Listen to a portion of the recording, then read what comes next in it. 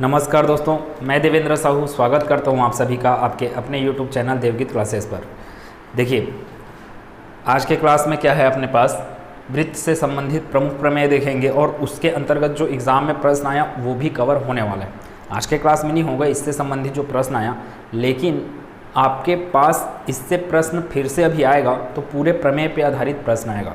समतलीय आकृतियों का अध्याय चल रहा है, उसके अंतर्गत में मैं त्रिभुज की समरूपता के बारे में आपसे बात किया पिछले क्लास में। अब उसी के आगे क्या है, वृत्त है और उसके बाद है आपका चतुर्भुज। ठीक है, वृत्त और चतुर्भुज अपने सिलेबस में है। आपके एग्ज़ाम में पिछले बार जो प्रश्न आया वो आगे के प्रमेय पर आधारित है। यहाँ मैं प्रमेय लिया हूँ 5 प्रमेय। प्रमेय मतलब कि थ्योरम है जिसको आपको दिमाग में बैठाए रखना है और सिर्फ थ्योरम के हिसाब से यहाँ पे प्रश्न पूछे जाते हैं। बहुत अच्छे प्रश्न रहते हैं, लेकिन आपको थ्योरम नहीं पता है, पाइथागोरस प्रमेय नहीं पता है, वृत्त के थ्योरम नहीं पता है, पाइथागोरस थ्योरम नहीं पता है, तो फिर आप यहाँ दिक्कत में फंसोगे। क्लास स्टार्ट करते हैं हम लोग। वृत्त से संबंधित प्रमुख प्रमेय से 5 प्रमेय मैं आज लिया हूँ। इसके आगे के क्लास में और आगे प्रमेय पे डिस्कस करेंगे और उन प्रमेयों पे आधारित प्रश्न भी कवर करते जाएंगे।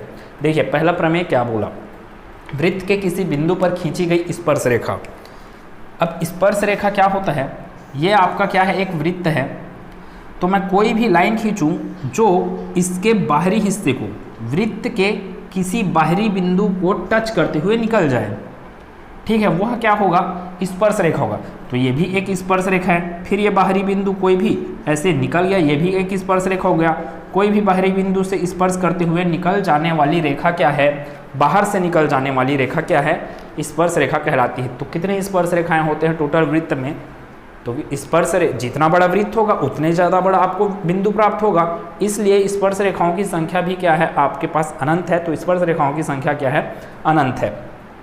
वृत्त के किसी बिंदु से खींची गई स्पर्श रेखा उस स्पर्श बिंदु से गुजरने वाली त्रिज्या के लंबवत होती है। प्रश्न में क्या बोला गया वो चीज़ कैसे समझ में आएगा आपको। मान लो क्या है, ये एक स्पर्श रेखा है, ठीक है। अब यहाँ पे स्पर्श रेखा इस बिंदु को टच कर रहा है। किसके स्पर्श रेखा वृत्त के इस बिंदु को टच कर रहा है, ये क्या हो गया, वृत्त का केंद्र। तो इस प्रमेय के अनुसार क्या चीज़ बोला जा रहा है, वृत्त का जो केंद्र से यहाँ पे खींचोगे वो त्रिज्या इस पर क्या होगा, स्पर्श रेखा पर लंबवत होगा। लंबवत मतलब कि क्या, 90 डिग्री होना। त्रिज्या क्या होगा, स्पर्श रेखा पे क्या होता है, लंबवत होता है। सिंपल से ये बात अपने को दिमाग में रखना है। वृत्त की त्रिज्या उसके वृत्त के स्पर्श रेखा पे क्या होता है, लंबवत होता है, ठीक है, 90 डिग्री का कोण बनाता है। तो OP लंबवत हो गया किसके, AB स्पर्श रेखा के। तो उसी बात को यहाँ पे लिखा गया है, वृत्त के किसी बिंदु पर खींची गई स्पर्श रेखा उस स्पर्श बिंदु से गुजरने वाली त्रिज्या के लंबवत होती है। अर्थात क्या चीज़ समझ में आ रहा है, OP is perpendicular to AB, मतलब OB लंबवत है, OP लंबवत है AB के। ये लंबवत का निशान होता है। अर्थात वृत्त के केंद्र से स्पर्श रेखा पर क्या किया जाए, कोई रेखा डाला जाए तो वह रेखा क्या होगा, आपका हमेशा लंबवत होगा, किससे, उस स्पर्श रेखा से। सिंपल सी बात, ठीक है। आगे दूसरा प्रमेय क्या है, दूसरा प्रमेय यह बोलता है कि ये कोई अगर वृत्त है तो इस वृत्त के किसी बाहरी बिंदु से, इस वृत्त के किसी बाहरी बिंदु से, ये बाहरी बिंदु हो गया, इस वृत्त के बाहरी बिंदु से मैं 2 स्पर्श रेखाएं इस पर डालूं, ये एक स्पर्श रेखा और ये हो गया कोई दूसरा स्पर्श रेखा। तो क्या बोला जा रहा है, ये तो वृत्त का केंद्र है, ये वृत्त का केंद्र O, वृत्त के केंद्र से यहाँ पे मैं किया तो वो त्रिज्या हो गया। यहाँ पे भी आपका लंबवत लाइन क्या रहेगा, आपका त्रिज्या रहेगा, ये लंब रहेगा ना, ठीक है, 90 डिग्री। अभी तो पढ़े पहले ही प्रमेय में कि वृत्त के केंद्र से स्पर्श रेखा पर जो लाइन खींच रहे वह लाइन क्या होता है, स्पर्श रेखा पे लंबवत होता है। तो किसी बाह्य बिंदु, अब बाह्य बिंदु क्या है, A है, किसी बाह्य बिंदु से वृत्त पर खींची गई स्पर्श रेखाएं क्या होती हैं, समान लंबाई की होती हैं। अर्थात AP इक्वल्स टू क्या आ जाएगा आपके पास, AQ, मतलब ये लंबाई और ये लंबाई क्या रहेंगे आपके पास, समान होते हैं। इस चीज़ को ध्यान रखिएगा। तो यहीं पे इस चीज़ को लिखा गया है। और ये OP क्या है, OP त्रिज्या है, OQ क्या है, त्रिज्या R। अलग अलग नहीं होगा त्रिज्या, अलग अलग होगा त्रिज्या तो वृत्त का निर्माण होगा ही नहीं। वृत्त का निर्माण हुआ है मतलब कि त्रिज्या क्या है, सेम है। आप स्कूल में बनाया हो ना कि किसी लंबाई का क्या लेते हो आप, त्रिज्या लेते हो, फिर उससे क्या करते हो आप, एक वृत्त का निर्माण करते हो। तो त्रिज्या तो सेम रहता है। तो O से लेकर P भी एक त्रिज्या है, O से लेकर Q भी एक त्रिज्या है। त्रिज्या को मैं क्या बोल लिया, R बोल लिया। तो यहाँ से अपने पास क्या क्या चीज़ समझ में आता है कि AP इक्वस टू क्या है, AQ, AP equals to AQ, OQA 90 degree मार रहे हैं ना, OPA एंगल OPA और एंगल OQA क्या दे रहा है आपको, 90 डिग्री दे रहा है। इसलिए angle OQA equals to angle OPA equals to क्या हो जाएगा, 90 डिग्री। ये सब प्रमेय है, ये आपको दिमाग में अच्छे से रखना है। वृत्त की बराबर जीवाएं केंद्र पर बराबर कोण अंतरित करती हैं। अब वृत्त की बराबर जीवाएं, अब जीवा और चाप आपको समझना पड़ेगा कि जीवा क्या है और चाप क्या है। देखिए ये फिर से क्या है, अपने पास एक वृत्त है। अब एक बिंदु मैं यहाँ पे ले लिया और एक बिंदु मैं यहाँ पे ले लिया। ये वृत्त कुछ वक्र के रूप में जा रहा है। अगर कोई चींटी, मान लो चींटी है या फिर आप खुद हो, यहाँ से स्टार्ट किए बिंदु ए से और ये बिंदु बी है। बिंदु ए से स्टार्ट किए ऐसे चलना, वक्रीय रूप में आप चलना चालू किए तो ये क्या कहलाता है, एक चाप कहलाता है। जबकि आप सीधे सीधे पहुँच जाओगे ए से लेकर बी तक तो ये क्या होता है, जीवा होता है और ये क्या है, चाप है। ठीक है, अपने को फॉर्मूला इसका परिभाषा वगैरह में नहीं जाना है, अपने को क्या करना है, इसको दिमाग में बैठा के रखना है कि सीधा सीधा जा रहा हूँ तो वो क्या है, जीवा है। अब जीवा है तो कई जीवाएं खींचा जा सकता है, कई जीवाएं खींचा जा सकता है। मतलब कि वृत्त पर कितने भी जीवाएं खींचे जा सकते हैं, अर्थात क्या हो गया, वृत्त में जीवाओं की संख्या क्या होती है, अनंत होती है। और यहाँ पर क्या है, वृत्त का केंद्र है। तो ऐसे में जीवा खींचते गया, कई जीवाएं खींचा मैं। ठीक है, तो आपको सबसे बड़ा जीवा मिलेगा जो केंद्र से होके जाएगा। उसके बाद फिर क्या होते जाएंगे, जीवाओं की लंबाई क्या होते जाएंगी, फिर से धीरे धीरे करके छोटे होते जाएंगे। दिख रहा है ना, छोटा होते गया, फिर यहाँ से छोटे से क्या होता गया, बड़ा होते गया। और सबसे बड़ा जीवा कौन सा होता है, तो वृत्त के केंद्र बिंदु से जाने वाला। अब वृत्त के केंद्र बिंदु से जाने वाला लाइन क्या कहलाता है, व्यास कहलाता है। ठीक है, वृत्त के केंद्र से जाने वाला लाइन क्या कहलाता है, व्यास कहलाता है। तो व्यास ही क्या होता है, वृत्त की सबसे बड़ी जीवा होती है। इस बात को अलग से ध्यान रखेंगे, वृत्त का व्यास ही क्या है, वृत्त का सबसे बड़ा जीवा है। ठीक है, कॉर्ड बोला जाता है जीवा को, चाप मतलब कि क्या है, आर्क है। ठीक, अब क्या चीज़ इसमें समझ में आ रहा है, इसके अनुसार वृत्त की बराबर जीवाएं, वृत्त की बराबर जीवाएं, तो वृत्त की बराबर जीवाएं जैसे मैं क्या बोल लेता हूँ, ये तो हो गया आपका वृत्त का केंद्र। अब वृत्त की बराबर जीवाएं तो ए से लेकर बी, मान लो ये कितना है, इसको भूल जाओ, चाप को भूल जाओ। ये क्या है आपका, ए से लेकर बी एक जीवा है जिसका लंबाई कितना है, जिसका लंबाई है मान लो 5 सेंटीमीटर है। तो कोई मैं और 5 सेंटीमीटर का जीवा खींचूंगा, है ना, एक तरफ इधर 5 सेंटीमीटर, एक तरफ इधर 5 सेंटीमीटर का मैं जीवा खींचा मैं, तो ये हो गया ए डैश और ये बी डैश मान लो। तो ये भी अगर 5 सेंटीमीटर है और ये भी अगर 5 सेंटीमीटर है, तो इन दोनों जीवाओं का केंद्र से जो दूरी है, केंद्र से दूरी, ये केंद्र को मान लिया O, इसको मान लिया P, तो OP जो दूरी है, ये वाला पॉइंट P है ना, OP जो दूरी है वो OQ के बराबर होता है। ठीक है, ये एक बात कि वृत्त की बराबर जीवाएं केंद्र से क्या होती है। अच्छा, मैं किसको बताया अभी 5वें प्रमेय के बारे में बात कर डाला शायद मैं, कि समान लंबाई की दो जीवाएं क्या हो जाती हैं, केंद्र से समान दूरी पर होती है। तो 5वें वाले पॉइंट को कवर कर लीजिए, मैं अभी जिसको समझाया, समान लंबाई की दो जीवाएं क्या होती है, केंद्र से समान दूरी पर होती है। ए बी इक्वस टू क्या हो जाएगा, ए डैश बी डैश हो तो फिर क्या हो जाएगा, OP, वहाँ पे EF लिया हूँ तो यहाँ पे क्या कर लिया जाए, E डाल देते हैं, E और F, मतलब कि EO या OE इक्वस टू क्या होगा आपके पास, OF होगा। ये सभी प्रमेय बहुत इंपॉर्टेंट है, पूरे क्वेश्चन से आपको समझ में आने वाला है। 5वां प्रमेय कवर हो गया है। तीसरे प्रमेय को मैं बताता हूँ। वृत्त की बराबर जीवाएं, वृत्त की बराबर जीवाएं केंद्र पर क्या करते हैं, बराबर कोण अंतरित करते हैं। देखो ये वृत्त का बराबर जीवा हो गया 5 सेंटीमीटर 5 सेंटीमीटर। अगर दोनों बराबर हैं, जीवाएं अगर बराबर हैं तो जीवा के द्वारा केंद्र पे बनाया गया कोण, मान लो ये कोण कितना है 30 डिग्री, तो सिंपल सी बात है सेम लंबाई का जीवा है तो ये दूसरा वाला जीवा भी केंद्र पर कितना कोण बनाएगा, 30 डिग्री का ही कोण बनाएगा। 40 डिग्री का कोण बनाया तो ये भी 40 डिग्री का कोण बनाएगा।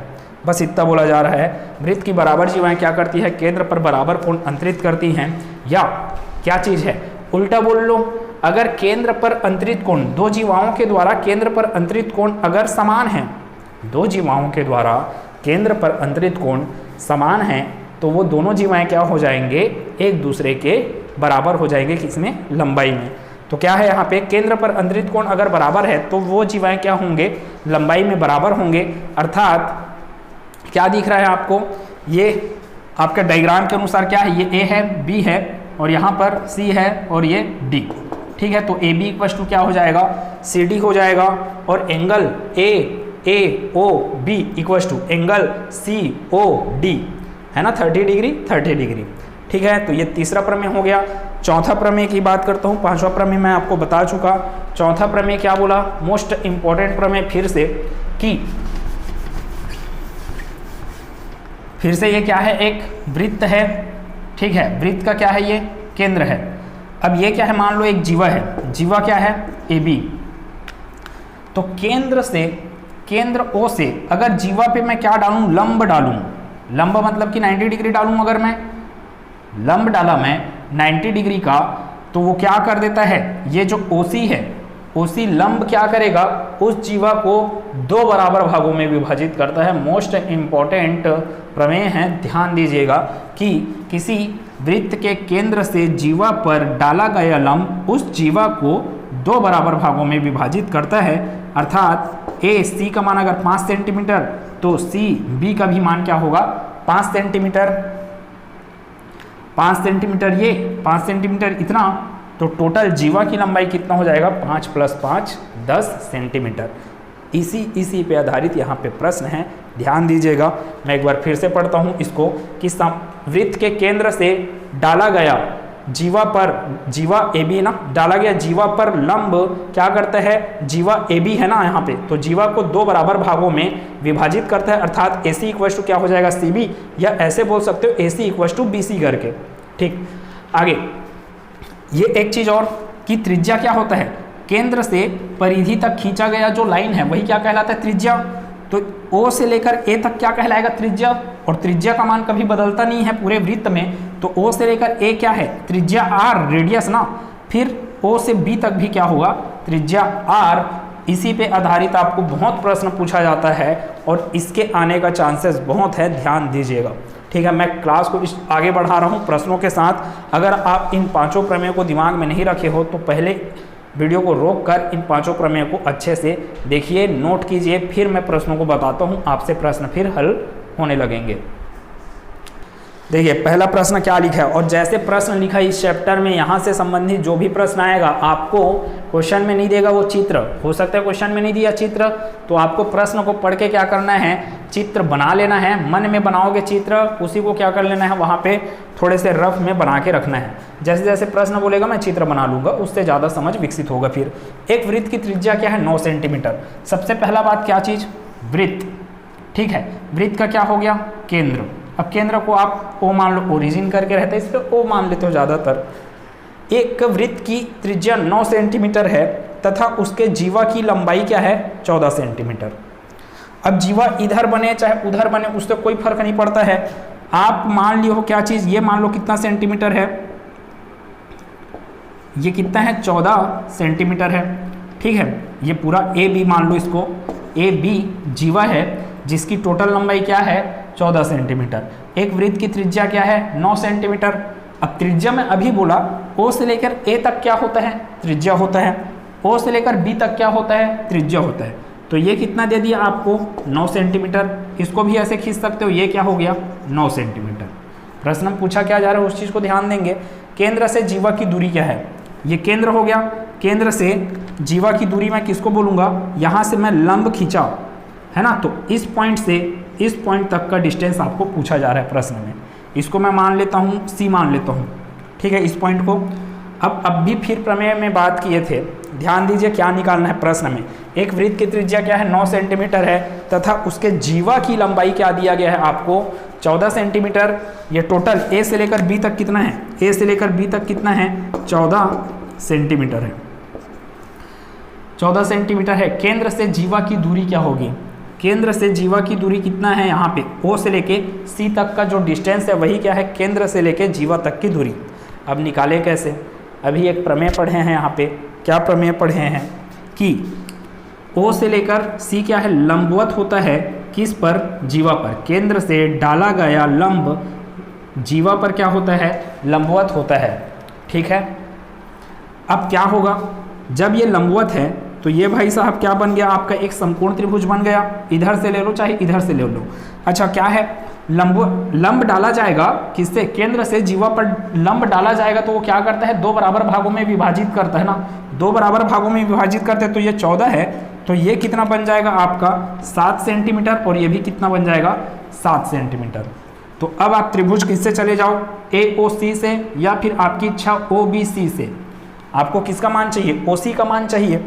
OC का मान आपको ये क्या दिख रहा है समकोण त्रिभुज दिख गया क्योंकि 90 डिग्री बना है, तो 90 डिग्री बना है तो मैं क्या जानता हूँ कर्ण का घात 2 है ना, hypotenuse square equals to perpendicular square plus base square. तो कर्ण का स्क्वायर बराबर लंब का स्क्वायर प्लस आधार का स्क्वायर।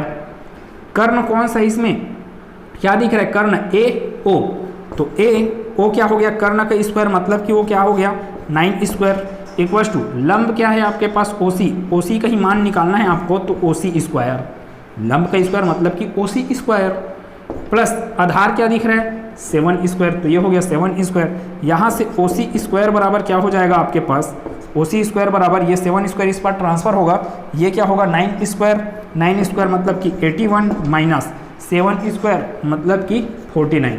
81 में किसको घटा दो आप 49 को घटा दो तो कितना मिलेगा अपने को, 11 में 9 गया 2, 7 में 4 गया 3, 32 सेंटीमीटर मिल रहा है किसका मान OC स्क्वायर का। OC क्या है जिसमें, OC क्या है लंब। अब यहाँ तो मिल गया आपको OC स्क्वायर, तो आपको क्या करना पड़ेगा उस पार कुदाओगे किसको, इस स्क्वायर को उस पार कुदाओगे तो 32 क्या पहन लेगा, टोपी पहन लेगा, ये बन जाएगा आपका OC का मान। 32 क्या पहन लेगा बोला, टोपी पहन लेगा, तो कितना हो जाएगा OC equals to under root of 32। तो 32 को कैसे लिखा जा सकता है अंडर रूट ऑफ 16 इंटू 2।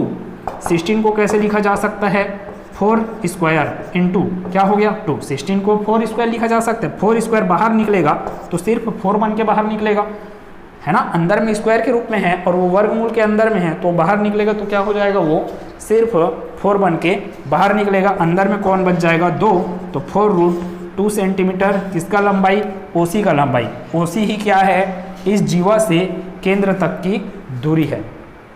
किस पे आधारित था, प्रमेय पे आधारित था ना, तो आपको क्या याद रखना पड़ेगा, प्रमेय याद रखना पड़ेगा। 4 root 2 centimetre option number B प्रश्न का उत्तर है, स्क्रीनशॉट लेंगे। फिर दूसरा प्रश्न क्या दिया, एक वृत्त जिसकी त्रिज्या 5 सेंटीमीटर है, एक जीवा केंद्र से 3 सेंटीमीटर की दूरी पर खींचा जाता है तो जीवा की लंबाई क्या होगी। प्रश्न में दिया क्या है उस चीज़ को समझना बहुत जरूरी है। वृत्त क्या है, वृत्त की त्रिज्या क्या है 5 सेंटीमीटर, तो ये केंद्र हो गया पहली बात। तो मान लो ये क्या है आपका 5 सेंटीमीटर, यहीं से क्या करना है जीवा खींचना है और वृत्त की त्रिज्या वृत्त की त्रिज्या कितना है 5 सेंटीमीटर और आगे क्या बोला गया एक जीवा केंद्र से कितना दूर पर है 3 सेंटीमीटर की दूरी पर है। अब ये हो गया जीवा क्या है AB, जीवा A और B। यहाँ से जो डिस्टेंस है किसका केंद्र O से डिस्टेंस है किसका जीवा का, वो क्या है 3 सेंटीमीटर है, ठीक 3 सेंटीमीटर है।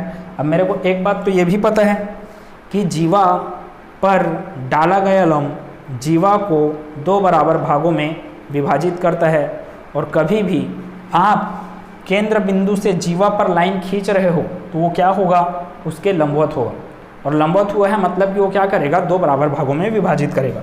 अब लंबवत लाइन खींचते हो, अगर लंबवत लाइन खींचे हो यहाँ पे, ठीक है, तो ABO और इसको मान लो C, तो OC का मान कितना दिया है 3 सेंटीमीटर, OA का मान 5 सेंटीमीटर। आधार का मान निकाल सकते हो आप। कैसे निकाल सकते हैं? इस समकोण त्रिभुज पर क्या लगाकर? पाइथागोरस प्रमेय लगाकर। तो AC का मान निकल जाएगा। AC का मान आपको नहीं पूछा गया है, आपको पूछा गया है AB का मान। आपको पता है जितना AC होता है उतना क्या होता है? CB या BC होता है। तो दोनों को क्या कर देंगे? जोड़ देंगे। जो आंसर AC का आएगा उसी का क्या कर दो? दोगुना कर दो, आपको जीवा की लंबाई मिल जाएगी। खत्म। क्या करना है? सिर्फ प्रमेय लगाना है। क्या? पाइथागोरस प्रमेय। तो कर्ण का स्क्वायर मतलब 5 का स्क्वायर बराबर आधार का स्क्वायर मतलब AC स्क्वायर। ये भी आधार ही है ना, इधर के लिए अगर ट्रायंगल बनाता तो इधर से भी निकल जाएगा। AC square plus OC square कितना है? 3 स्क्वायर। OC ही क्या है? लंब का स्क्वायर। अब सॉल्व किया जाए तो ये 25 हो गया।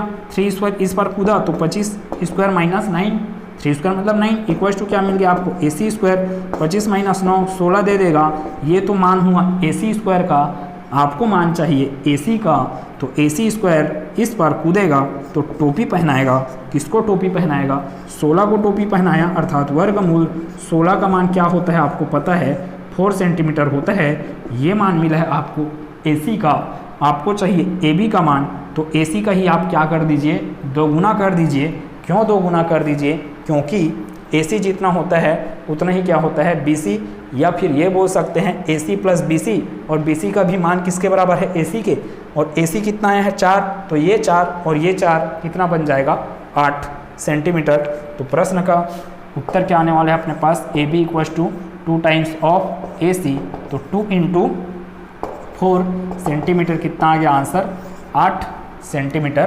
प्रश्न का उत्तर होगा ऑप्शन नंबर B। लास्ट प्रश्न पे चर्चा किया जाए। एक वृत्त की त्रिज्या क्या है? 13 सेंटीमीटर। जैसे जैसे बोलते जाएगा दिमाग में छापना है, दिमाग में छापना और वहाँ पे रफ में छापना है। ये वृत्त बनाया और ये क्या हो गया? केंद्र। इसका क्या हो गया? कोई त्रिज्या। चाहे तो आप कहीं पर भी ले सकते हो त्रिज्या, लेकिन यहाँ पे जीवा चल रहा है, मैं ऐसे डालते जाऊँगा इसलिए इधर 13 ले लिया त्रिज्या। तो क्या बोला गया? एक वृत्त की त्रिज्या कितना है? 13 सेंटीमीटर। और क्या बोला गया? उसकी एक जीवा की लंबाई 10 सेंटीमीटर है। उसकी एक जीवा की लंबाई क्या है? 10 सेंटीमीटर। तो ये A से लेकर B तक कितना है? 10 सेंटीमीटर। AB का वैल्यू कितना समझ में आ रहा है? 10 सेंटीमीटर। प्रश्न में क्या बोला गया? उस जीवा की केंद्र से दूरी क्या? फिर से आपको क्या पूछा गया? O से लेके C तक का मान पूछा गया है। O से C तक का मान। अब फिर वही बात कि ये अगर लंबवत है इस पर, मतलब कि क्या करेगा? OC 2 बराबर भागों में विभाजित करेगा। किसको? AB को। AB टोटल कितना मान है? 10 सेंटीमीटर। तो ये कितना बन जाएगा? 5 सेंटीमीटर। और ये भी क्या हो जाएगा? 5 सेंटीमीटर। अब फिर से वही आप कमेंट सेक्शन में इस प्रश्न का उत्तर देंगे। किसका मान निकालना है आपको? OC का मान निकालना है इस बार, है ना। केंद्र से दूरी पूछा जा रहा है तो OC का मान निकालना है। कुछ नहीं करना है इस बार। 13 square minus 5 square equals to OC square. 13 square minus 5 square. जो आपके पास आंसर आएगा उसका क्या निकालना है? आपको वर्गमूल निकालना है। आंसर कमेंट सेक्शन में आपको बताना है। तो अगले क्लास में मिलेंगे जहाँ पे और आगे प्रमेय के बारे में बात करेंगे। आपको ये सभी के सभी प्रमेय अच्छे से याद रहने चाहिए, तभी ये सभी के सभी क्वेश्चन आपको समझ में आएंगे और अच्छे से सॉल्व होंगे। तो मिलते हैं अगले क्लास में।